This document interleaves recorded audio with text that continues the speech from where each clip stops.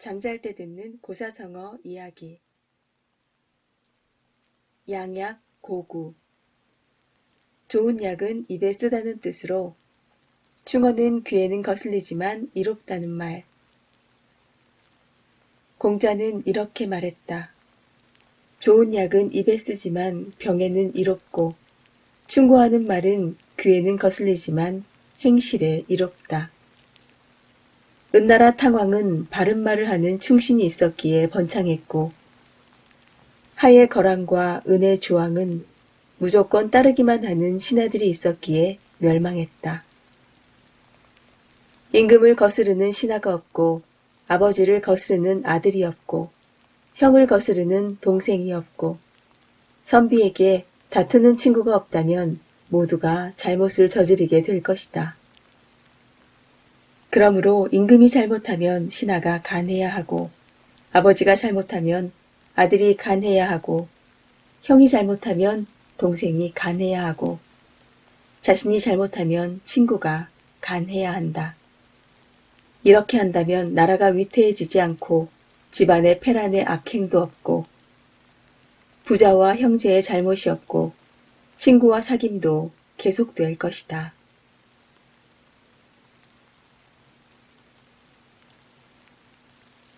양상군자, 대들보 위에 군자, 즉 도둑을 일컫는 말. 후한마력 태구연의 현령인 진식은 언제나 겸손한 자세로 백성의 고충을 헤아리고 매사를 공정하게 처리함으로써 존경받았다.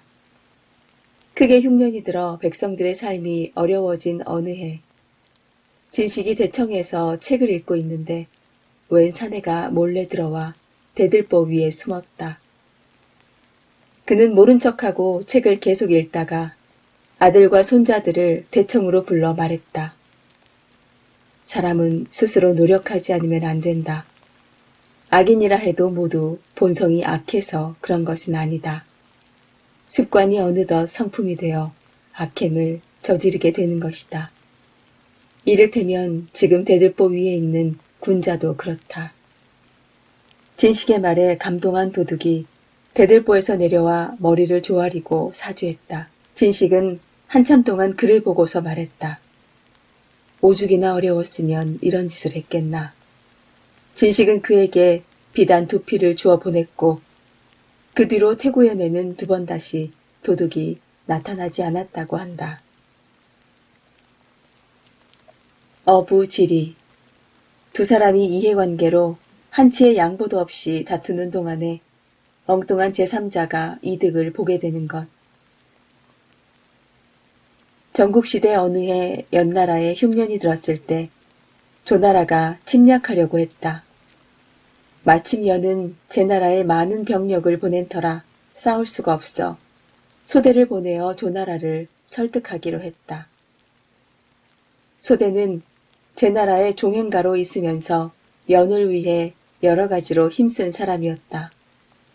그는 조나라 해문왕에게 이렇게 말했다. 오늘 역수를 지나다 강변에서 민물조개를 보았습니다. 조개가 입을 벌리고 햇볕을 쬐고 있는데 도요새가 날아와 조개를 쪼더군요. 깜짝 놀란 조개가 급히 입을 닫는 바람에 새는 부리가 잡히고 말았지요.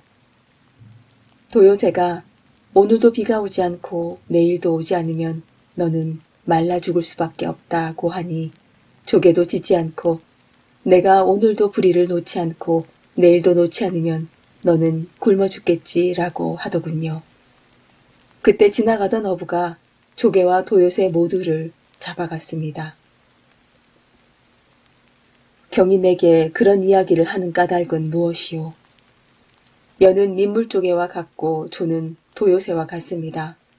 지금 연과 조가 다툰다면 저 강대한 진이 어부가 되어 힘 하나 안 들이고 두 나라를 집어삼킬 것입니다. 해문왕은 이 말을 듣고 연의 침공을 포기했다.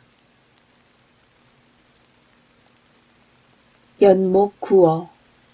나무에 올라 고기를 구하듯 불가능한 일을 하려고 함. 전국시대에 양나라 해왕과 작별한 맹자는 제나라로 갔다.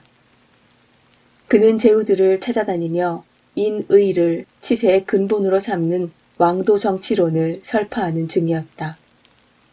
전하의 대망은 무엇입니까? 선왕은 웃기만 할 뿐 답을 하지 않았다. 맹자 앞에서 패도를 논하기가 쑥스러웠기 때문이다. 이에 맹자는 다음과 같은 질문으로 선왕의 대답을 유도했다. 전하, 맛있는 음식과 따뜻한 옷 아니면 아름다운 색이 부족하기 때문입니까? 과인에게 그런 사소한 욕망은 없소. 선왕이 교묘한 화술에 끌려들자 맹자는 다그치듯 말했다. 그렇다면 전하의 대망은 천하통일을 하고 사방의 오랑캐들을 복종시키려는 것이 아닙니까? 하지만 예전처럼 무력으로 천하를 통일하려는 것은 마치 나무에 올라 물고기를 구하는 것과 같습니다. 그토록 무리한 일이란 말이오. 그보다 더 심하다고 할 수 있습니다. 나무에 올라 물고기를 구하는 일은 물고기만 구하지 못할 뿐 후환은 없습니다. 하지만 패도를 따르다가 실패하면 나라가 망하기 때문입니다. 오리무중. 어디에 있는지 찾을 길이 막연하거나 갈피를 잡을 수 없을 때를 이르는 말. 환관과 황실의 외척이 세도를 부리던 호안 중엽에 학문이 뛰어난 장패는 자신과 사귀기를 원하는 권문세가의 요청을 마다하고 고고하게 살다가 70세에 세상을 떴다. 그의 아들 장해 역시 뛰어난 학자였기에 다른 학자들은 물론 세도가들도 그와 가까이 하려고 애썼다. 그러나 그 역시 아버지처럼 그런 사람들과 어울리지 않고 시골에 은거했다. 조정에서는 그의 학문을 높이 사서 여러 차례 벼슬길에 오르도록 권했으나 자네는 병을 핑계로 끝내 벼슬길에 나아가지 않았다. 장해는 또한 도술에도 능했다. 당시 3리에 걸쳐 안개를 만드는 도술을 지닌 배우라는 사람이 그를 만나고자 했으나 장해는 그때마다 5리에 걸쳐 안개를 만들어 자취를 감추었다. 그의 배우가 도술을 이용해 악행을 저지르다 잡혔는데 장해에게서 도술을 배웠다고 거짓 증언을 했다. 그로 인해 장해는 억울하게 2년 동안 옥살이를 했다. 그 후에도 환제가 다시 그를 청했으나 역시 나아가지 않고 70세로 세상을 떠났다. 5월 동주. 사이가 나쁜 사람끼리 같은 장소와 처지에 함께 놓임.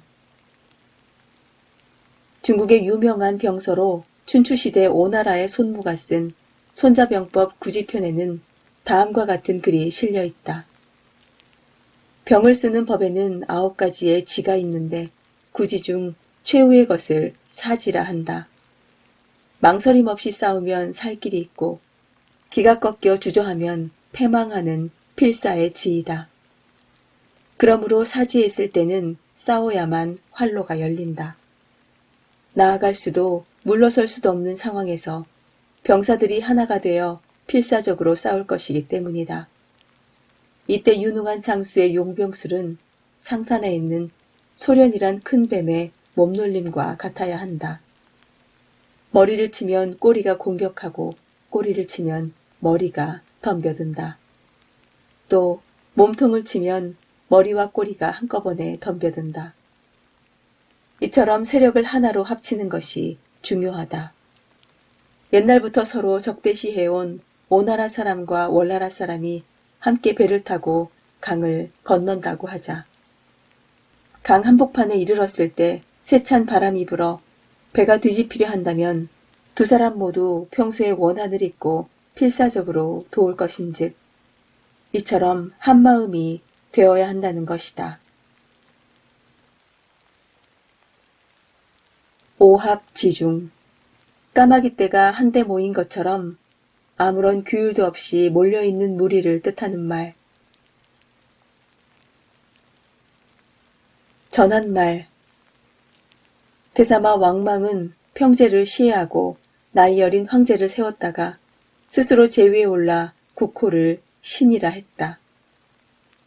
이에 유수는 군사를 일으켜 왕망일당을 주벌하고 경제의 후손인 유현을 황제로 옹립했다. 유수가 이듬해 황자를 자칭하며 난을 일으킨 왕랑을 토벌하러 나서자 상국태수 경왕은 아들 경엄에게 유수의 토벌군에 합류하라고 말했다. 그런데 군사인 손창과 위포가 행군을 거부했다. 왕랑은 한 왕조 성제의 아들이라고 합니다. 그런데 어찌 그런 사람을 토벌한다 하십니까? 이에 격노한 경엄이 칼을 빼들고 말했다. 왕랑은 황자를 사칭하여 난을 일으킨 도둑일 뿐이다. 내가 장안의 정예군과 합세해서 공격하면 까마귀가 모인 듯한 녀석들은 마른 나뭇가지보다 쉽게 꺾일 것이다. 지금 너희가 사리를 모르고 도둑과 한패가 된다면 멸문지화를 면치 못하리라. 그러나 두 사람은 결국 왕랑에게 도망치고 경엄은 유수의 토벌군에 합류하여 건위대장군에 임명되었다. 온고지신, 옛것을 연구하여 새로운 것을 암. 공자의 가르침 중에 옛것을 알고 새것을 알면 남의 스승이 될 수 있다는 말이 있다. 이는 옛것이나 새것 어느 한쪽에만 치우치지 않아야 한다는 뜻이다.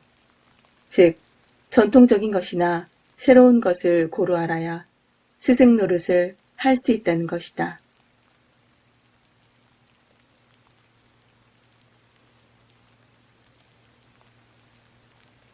와신상담.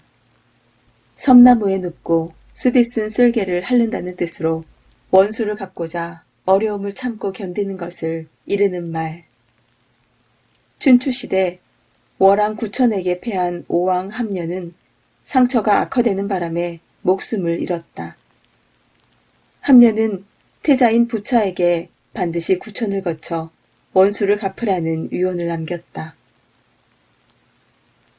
오왕이 된 부차는 부왕의 뜻을 잊지 않기 위해 섬나무 위에서 잠을 자며 방을 드나드는 신하들에게는 방문 앞에서 부왕의 유명을 외치게 했다. 부차야, 월왕 구천이 너의 아버지를 죽였다는 것을 잊어서는 안 된다.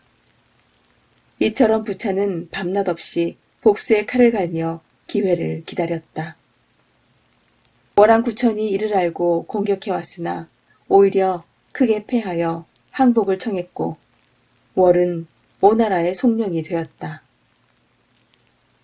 그로부터 12년 후 구천이 오나라를 쳐서 오왕 부차를 굴복시켰다. 부차는 용동에서 여생을 보내라는 구천의 호의를 사양하고 자결했다.